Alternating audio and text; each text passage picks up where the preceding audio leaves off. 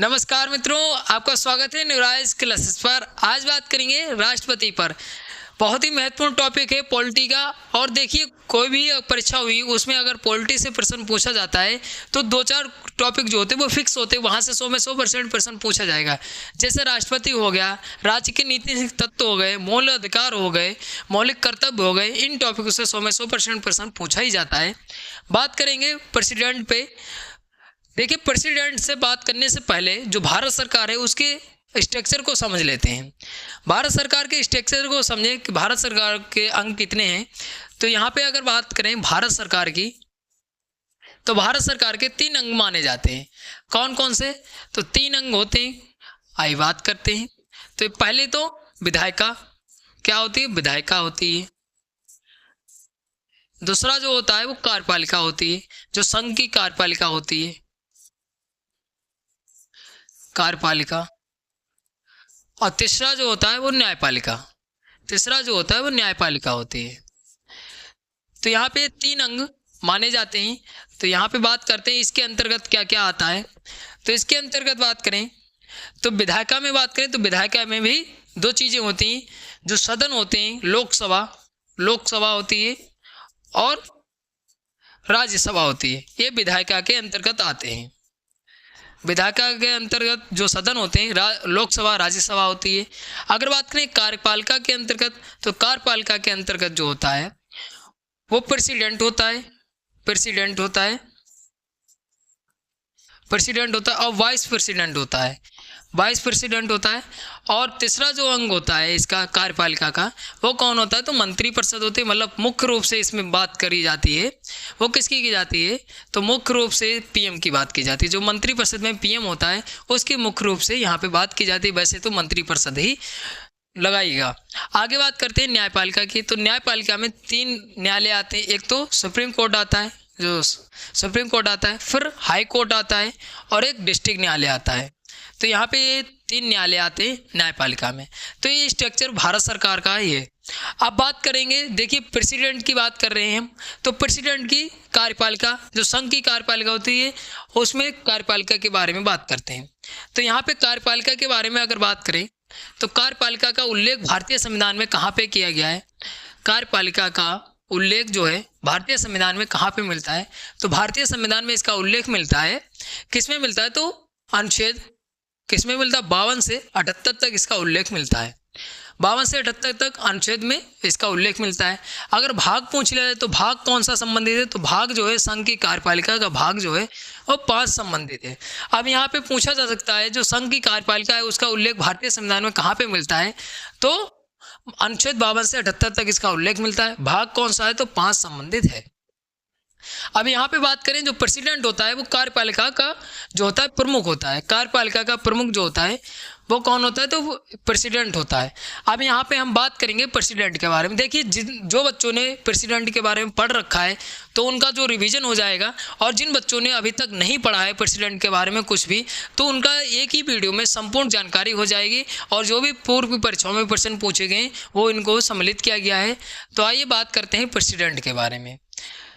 तो यहाँ पे प्रेसिडेंट के बारे में अगर बात करें तो यहाँ पे अनुच्छेद 52 जो है, अनुच्छेद 52 महत्वपूर्ण बन जाता है। तो अनुच्छेद 52 में कहा गया है कि भारत का एक जो है राष्ट्रपति होगा, ये अनुच्छेद 52 में उल्लेख मिलता है। ये बीपीएससी 2016 में प्रश्न पूछा गया था।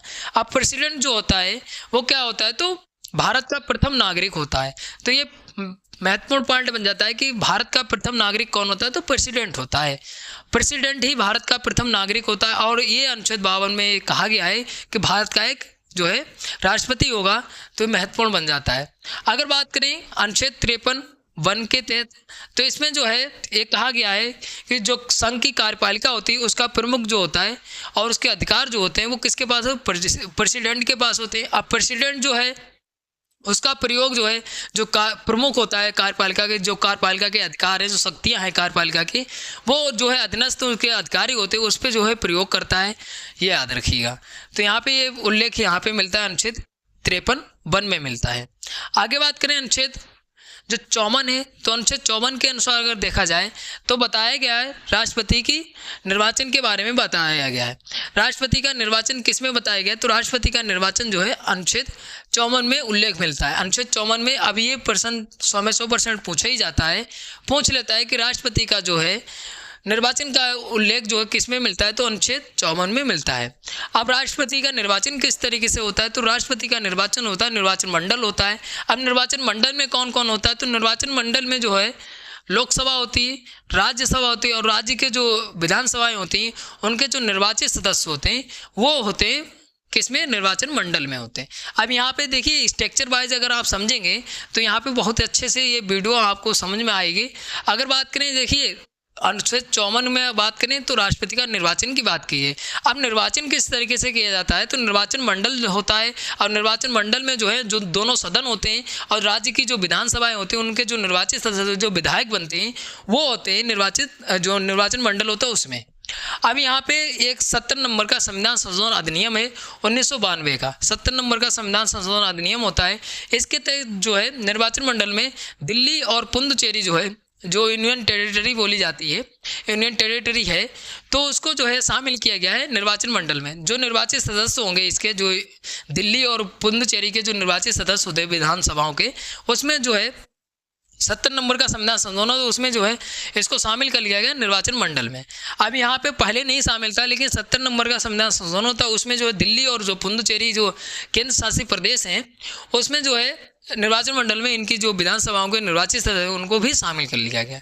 तो यहाँ पे एक प्रश्न पूछा गया है 2001 में और ये भी 2001 में प्रश्न पूछा गया था, तो यहाँ पे निर्वाचन से पूछा जा सकता है, तो याद रखिएगा। फिर आगे बात करते हैं अनुच्छेद 56 में। तो अनुच्छेद 56 में जो ये कहा गया है कि राष्ट्रपति का कार्यकाल होगा 5 वर्ष का होगा, राष्ट्रपति का जो कार्यकाल होगा वो 5 वर्ष का होगा, याद रखिएगा। फिर अनुच्छेद 57 की बात करें तो अनुच्छेद 57 में जो कहा गया है कि राष्ट्रपति जो होगा वो पुनर्निर्वाचन का पात्र है, याद रखिएगा। देखिए भारत में जो है पुनर्निर्वाचन का पात्र है, लेकिन अगर अमेरिका में देखा जाए तो अमेरिका में एक व्यक्ति जो है 2 बार ही प्रेसिडेंट बन सकता है और भारत में अपने जो है पुनर्निर्वाचन का पात्र रहता है, ये अनुच्छेद 57 में उल्लेख मिलता है। बात करते हैं जो प्रेसिडेंट होता है, अगर वो अपने पद पर नहीं रहना चाहता या कोई समस्या है, वो पद से त्याग देना चाहता है, तो वो त्याग पत्र किसको देगा, तो ये जो है महत्वपूर्ण बन जाती है, ये लाइन पूछी जाती है। तो ये जो है राष्ट्रपति जो होता है वो उपराष्ट्रपति को, वाइस प्रेसिडेंट को त्याग पत्र देता है, तो त्याग पत्र देता है। अब जब त्याग पत्र दे देता है तो यहाँ पे महत्वपूर्ण बन जाता है, वो 6 महीने के अंदर जो है राष्ट्रपति चुना जाएगा, जब तक कि जो है कार्यकाल जो संभालेगा वो प्रेसिडेंट के रूप में जो वाइस प्रेसिडेंट होता है वो संभालेगा और 6 महीने के अंदर जो है राष्ट्रपति की नियुक्ति की जाएगी। तो यहाँ पे महत्वपूर्ण बन जाता है कि त्याग पत्र कौन देगा, जो त्याग पत्र देता है किसको देता है, उपराष्ट्रपति को देता है राष्ट्रपति। आगे बात करते हैं अनुच्छेद 58 में। तो अनुच्छेद 58 में क्या बात की गई, तो अनुच्छेद 58 में जो है राष्ट्रपति की योग्यता की बात की गई। राष्ट्रपति की योग्यता की बात किस में की गई है, तो अनुच्छेद 58 में उल्लेख मिलता है। क्या कहा गया है, तो भारत का नागरिक हो, पहले अगर राष्ट्रपति बनना चाहता है तो वो पहले भारत का नागरिक हो। फिर बात करते हैं कि उसकी आयु जो हो वो 35 वर्ष की हो, आयु कितनी हो, तो 35 वर्ष की हो। फिर बात करते हैं कि ऐसा व्यक्ति हो जो लोकसभा सदस्य बनने की योग्यता रखता हो, उसको जो है राष्ट्रपति बनाया जा सकता है। फिर बात करते हैं कोई लाभ के पद पर ना हो। अब यहाँ पे महत्वपूर्ण ये पॉइंट बन जाता है कि लाभ के पद कौन से नहीं।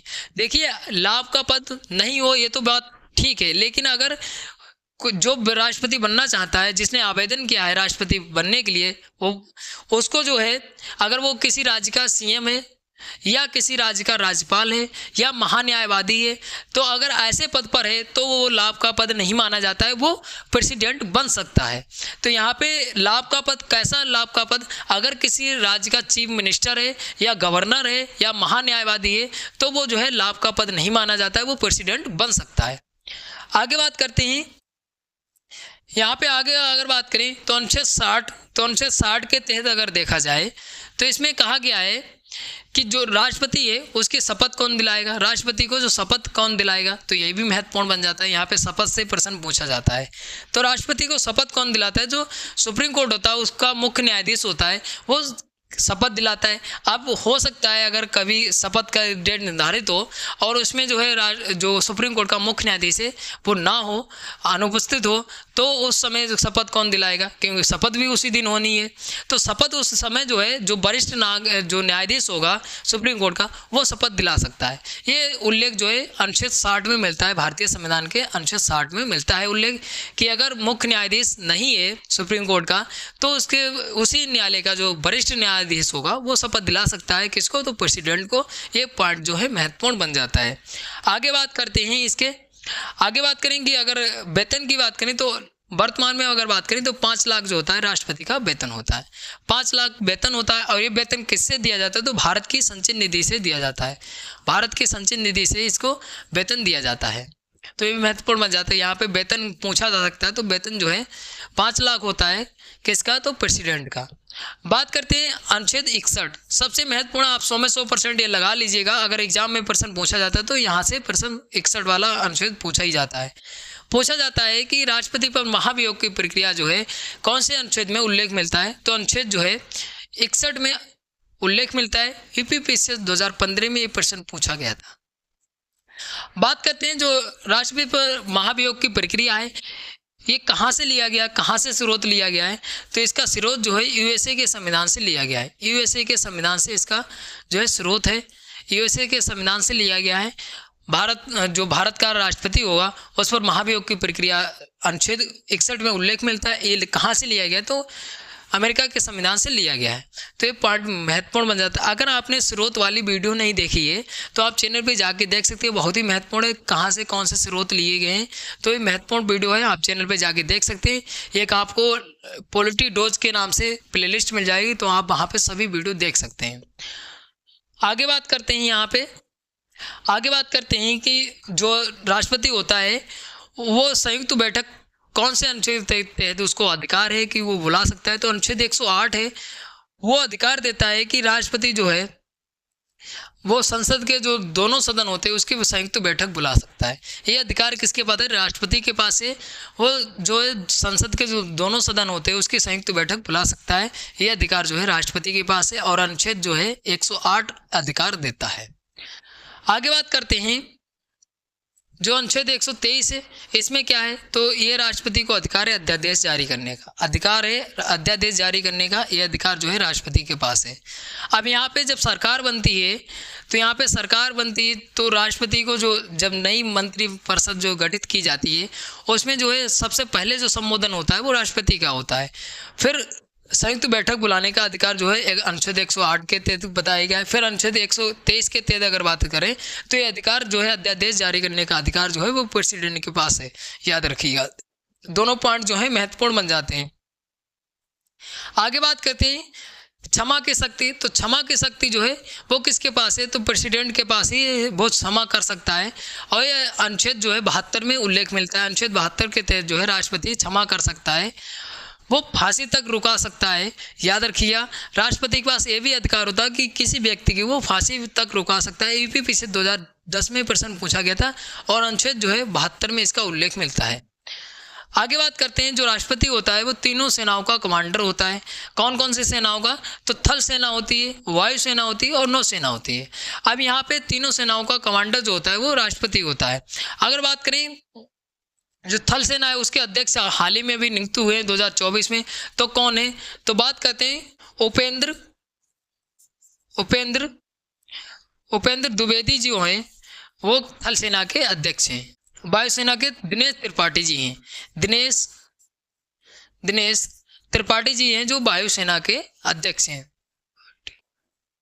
त्रिपाठी जी हैं वायुसेना के अध्यक्ष। अगर नौसेना के अध्यक्ष बात करें तो नौसेना के जो हैं हाल ही में अभी सितंबर में जो नियुक्ति हुई है अमरप्रीत सिंह जी हैं जो नौसेना के अध्यक्ष बनाए गए हैं। तो यहाँ पे अभी हाल ही में 2024 में नियुक्ति हुई है, तो एक करंट में प्रश्न पूछा जा सकता है, तीनों सेनाओं के अध्यक्ष भी पूछे जा सकते हैं। और अगर बात करें तीनों सेनाओं के कमांडर कौन होता है, सर्वोच्च कमांडर जो होता है वो राष्ट्रपति होता है, याद रखिएगा। आगे बात करते हैं आगे बात करते हैं अनुच्छेद 74 में। तो अनुच्छेद 74 में मंत्रिपरिषद के बारे में बताएगा, और मंत्रिपरिषद में जो पीएम होता है, प्राइम मिनिस्टर होता है, और उसके बाद जो कैबिनेट मंत्री होते हैं, राज्य मंत्री होते हैं, ये मंत्रिपरिषद गठन बात की गई है अनुच्छेद 74 में। अब ये गठन किस लिए किया जाता है, तो राष्ट्रपति जो होता है उसकी सहायता और उसकी सलाह देने के लिए जो है मंत्रिपरिषद गठित की जाती है। तो अनुच्छेद 74 में किसकी बात की गई, तो मंत्रिपरिषद की बात की गई। मंत्रिपरिषद किस लिए गठित की जाती है, तो जो राष्ट्रपति होता है उसकी सहायता और सलाह देने के लिए मंत्रिपरिषद गठित की जाती है। बात करें अनुच्छेद 78 में, तो अनुच्छेद 78 में जो है जो प्राइम मिनिस्टर होता है उसके जो है कर्तव्यों का उल्लेख किया गया है अनुच्छेद 78 में। यहाँ पे अनुच्छेद 74 जो ज़्यादा है पूछा जा सकता है कि मंत्रिपरिषद अभी हाल ही में गठित की जाइए, तो यहाँ पे पूछा जा सकता है मंत्रिपरिषद के बारे में, महत्वपूर्ण बन जाता है। आगे बात करते हैं अनुच्छेद 143। तो अनुच्छेद 143 के तहत अगर देखा जाए तो ये राष्ट्रपति को ये अधिकार है कि वो सर्वोच्च न्यायालय के जो न्यायाधीश होते हैं उससे परामर्श ले सकता है। जो सर्वोच्च न्यायालय के जो न्यायाधीश होते हैं, वरिष्ठ न्यायाधीश, मुख्य न्यायाधीश, तो उससे परामर्श ले सकता है। ये जो है अधिकार किसको होता है, तो राष्ट्रपति को अधिकार होता है। लेकिन जो परामर्श ली है वो राष्ट्रपति पर डिपेंड करता है कि वो मानेगा या नहीं मानेगा। वो उसको बाध्यकारी नहीं होगा कि उसको मानना ही पड़ेगा। जो परामर्श दी है न्यायाधीशों ने वो माननी पड़ेगी, ये उसके अकॉर्डिंग है कि वो उस पर डिपेंड करता है वो मानेगा या नहीं मानेगा। लेकिन परामर्श लेने का अधिकार जो है वो राष्ट्रपति को है। किससे, तो सर्वोच्च न्यायालय के न्यायाधीशों से, और ये अनुच्छेद 143 में उल्लेख मिलता है। अब यहाँ पे अगर बात करें सर्वोच्च न्यायालय की बात आई है तो बात कर लेते हैं। सर्वोच्च न्यायालय का उल्लेख भारतीय संविधान में अनुच्छेद 124 में मिलता है। फिर बात करते हैं अभी हाल ही में सर्वोच्च न्यायालय के कुछ परिवर्तन हुए सर्वोच्च न्यायालय में। एक तो सर्वोच्च न्यायालय के जो मुख्य न्यायाधीश बनेंगे, नए मुख्य न्यायाधीश, वो कौन बनेंगे, तो संजीव खन्ना जी बनेंगे। कब शपथ लेंगे, तो 11 नवंबर को शपथ लेंगे। संजीव खन्ना जी बनेंगे, वो 11 नवंबर को शपथ लेंगे, याद रखिए। अगर वर्तमान में बात करें तो DY चंद्रचूड़ जो हैं मुख्य न्यायाधीश हैं, याद रखिएगा। और यहाँ पे नए मुख्य न्यायाधीश बनेंगे, 11 नवंबर को जो शपथ लेंगे वो संजीव खन्ना जी लेंगे। और ये कौन से नंबर के मुख्य न्यायाधीश होंगे, तो 51 नंबर के मुख्य न्यायाधीश होंगे। अब यहाँ पे बात करते हैं सर्वोच्च न्यायालय की बात आई है तो सर्वोच्च न्यायालय की कुछ महत्वपूर्ण बातें। यहाँ पे अगर बात करें सर्वोच्च न्यायालय का नया ध्वज जो है, जो नया झंडा है उसका भी अनावरण किया गया है। उसमें झंडे में नीले कलर का झंडा है और लोगों में जो अशोक चक्र बना है। फिर अशोक चक्र के बाद जो है सुप्रीम कोर्ट की बिल्डिंग है। सुप्रीम कोर्ट की बिल्डिंग जो है बुक के ऊपर टिकी हुई है। तो यहाँ पे लिखा है एतो धर्मस्य ततो जया। यहाँ पे इस तरीके से लोगों में बना है, गोल लोगो बना है, नीले कलर का ध्वज है। फिर बात करते हैं जो सर्वोच्च न्यायालय है उसके न्याय की जो देवी है उसकी भी प्रतिमा में कुछ परिवर्तन किए गए। कौन से परिवर्तन किए गए, कि जो न्याय की देवी थी उसकी आंखों पे जो पट्टी थी उसको हटा दिया गया है। आंखों से पट्टी हटा दी गई है और एक हाथ में उसकी जो है तलवार थी। तलवार की जगह पे भारतीय संविधान की बुक रखी गई है। भारतीय संविधान की जो बुक रखी गई है वो तलवार के स्थान पर रखी गई है। अगर आपने सर्वोच्च न्यायालय के बारे में वीडियो नहीं देखी है, मैंने विस्तार से 4-5 मिनट की वीडियो है अभी हाल ही में अपलोड की है, उसमें विस्तार से मैंने चर्चा की है भारतीय संविधान में इसका उल्लेख कहाँ पे मिलता है और कौन कौन न्यायाधीश बनाए और क्या परिवर्तन हुए इनने। तो वहाँ पर आप चैनल पर जाके देख सकते हैं, आपको लिंक डिस्क्रिप्शन में मिल जाएगी उस वीडियो की, आप वहाँ से भी जाके देख सकते हैं। आगे बात करते हैं यहाँ पे, आगे बात करें कि आपातकाल, तो आपातकाल की भी महत्वपूर्ण बन जाता है। आपातकाल का घोषणा जो है राष्ट्रपति के पास अधिकार होता है। अब 3 प्रकार से जो है आपातकाल की घोषणा की जाती है। एक तो राष्ट्रीय आपातकाल होता है। राष्ट्रीय आपातकाल अनुच्छेद किस में उल्लेख मिलता है, तो अनुच्छेद 352 में इसका उल्लेख मिलता है। ये तब किया जाता है तो कभी जो है युद्ध होता है, मतलब जो सेनाओं के बीच है और जो दूसरे देश है उनके बीच अगर युद्ध होता है देशों के बीच, तो उस समय जो है राष्ट्रीय आपातकाल की घोषणा की जाती है। अनुच्छेद जो है ये पूछा जाता है कि राष्ट्रीय आपातकाल का उल्लेख किस में मिलता है, तो अनुच्छेद 352 में इसका उल्लेख मिलता है, ये याद रखिएगा। फिर बात करते हैं राष्ट्रपति शासन की। तो राष्ट्रपति शासन उस समय लगाया जाता है जो राज्यों में संवैधानिक तंत्र है उसका विफल होना, उसका फेल होना, अगर फेल हो जाता है जो संवैधानिक तंत्र है तो उस समय जो है क्या किया जाता है, राष्ट्रपति शासन लगाया जाता है और अनुच्छेद 356 में इसका उल्लेख मिलता है। आपको अनुच्छेद याद रखना है, पूछ लेता है कि राष्ट्रपति शासन जो है किस में उल्लेख मिलता है, तो अनुच्छेद 356 में उल्लेख मिलता है। फिर बात करते हैं वित्तीय आपातकाल की। वित्तीय आपातकाल सबसे महत्वपूर्ण पूछा ही जाता है। तो वित्तीय आपातकाल की बात करें तो अनुच्छेद 360 में इसका उल्लेख मिलता है। अनुच्छेद 360 में इसका उल्लेख मिलता है वित्तीय आपातकाल का। तो 3 तरीके से आपातकाल की घोषणा की जाती है। तो यहाँ पे आपको कौन सा आपातकाल है और यहाँ पे अनुच्छेद याद रखना है, बस इतना ही पूछा जाता है, अनुच्छेद ही पूछा जाता है। आगे बात करते हैं कुछ महत्वपूर्ण पॉइंटों पे। तो यहाँ पे अगर बात करें कि अब ये तो बात हो गई राष्ट्रपति के बारे में, जितनी भी महत्वपूर्ण बातें थी यहाँ पे चर्चा किया है। अब यहाँ पे जो राष्ट्रपति है वो शपथ किसको दिलाता है, किसकी नियुक्ति करता है, यहाँ पे उन सबकी जो है लिस्ट है, एक एक करके बात कर लेते हैं। बात करते हैं राष्ट्रपति जो नियुक्ति करता है वो भारत का प्राइम मिनिस्टर होता है, उसकी भी नियुक्ति करता है। और प्राइम मिनिस्टर जो बनता है उसकी सलाह पर मंत्रिपरिषद के जो कैबिनेट मंत्री, राज्य मंत्री, उसको भी शपथ कौन दिलाता है, तो राष्ट्रपति ही शपथ दिलाता है, याद रखिएगा। फिर बात करते हैं जो सर्वोच्च न्यायालय उसका मुख्य न्यायाधीश, उच्च न्यायालय के मुख्य न्यायाधीश, उसको भी शपथ कौन दिलाता है, तो राष्ट्रपति ही दिलाता है, याद रखिएगा। ये जो देखिए नियुक्तियां पूछी जाती हैं कि शपथ कौन दिलाता है, ये पॉइंट जो है महत्वपूर्ण बन जाता है। आगे बात करते हैं जो भारतीय राजदूत होते हैं उनको भी शपथ कौन दिलाता है, तो जो भारतीय राजदूत होते हैं उनको भी नियुक्ति कौन करता है, तो राष्ट्रपति ही नियुक्त करता है, याद रखिएगा। आगे बात करते हैं नियंत्रक, महालेखा परीक्षक, महाधिवक्ता, अंतर्राष्ट्रीय परिषद के सदस्य जो होते हैं, संघ क्षेत्रों के आयुक्त, भाषा आयोग के सदस्य, अनुसूचित आयोग के सदस्य, राज्यपाल, वित्त आयोग के अध्यक्ष, मुख्य चुनाव आयुक्त, अन्य चुनाव आयुक्त, संघ लोक सेवा आयोग के अध्यक्ष सदस्य वे नियुक्त करता है, राष्ट्रपति नियुक्त करता है। और हाल ही में जो है संघ लोक सेवा आयोग की जो है अध्यक्ष नहीं बनाई गई हैं, तो यहाँ पे आपको कमेंट कर बताना है कि संघ लोक सेवा आयोग की अध्यक्ष कौन बनी है। अगर आपने नियुक्तियों वाली वीडियो नहीं देखी है तो आप चैनल पर जाके देख सकते हैं, बहुत ही महत्वपूर्ण वीडियो है, उसमें मैंने सभी नियुक्तियों के बारे में चर्चा की है। यहाँ पे जो भी महत्वपूर्ण पॉइंट थे यहाँ पे चर्चा किया है। आशा करते हैं आपको जो भी पॉइंट यहाँ पे डिस्कस किए हैं सभी पॉइंट समझ में आए होंगे। अगर कोई डाउट बचता है तो आप कमेंट करके पूछ सकते हैं। अगर आपको लगे परीक्षा के लिए महत्वपूर्ण वीडियो है तो आप लाइक शेयर ज़रूर करिएगा, वीडियो को भी शेयर करिएगा और चैनल को सब्सक्राइब कर लीजिएगा ताकि आपकी जो तैयारी है वो बेहतर हो सके। और सभी जो है पॉलिटी के जितने भी टॉपिक हैं डिटेल वाइज यहाँ पे कराए जा रहे हैं और जो है जो MCQ हैं जो प्रीवियस ईयर में क्वेश्चन पूछेंगे वो भी कराए जा रहे हैं। तो आप चैनल को सब्सक्राइब कर लीजिएगा और अगर आपको इसकी PDF चाहिए तो आप न्यूराइज टेलीग्राम चैनल से जुड़िए, आप लिंक डिस्क्रिप्शन में मिल जाएगी, आप वहाँ से ज्वाइन कर सकते हैं, आपको निःशुल्क PDF दी जाएगी। मिलते हैं अगली वीडियो में, तब तक के लिए धन्यवाद।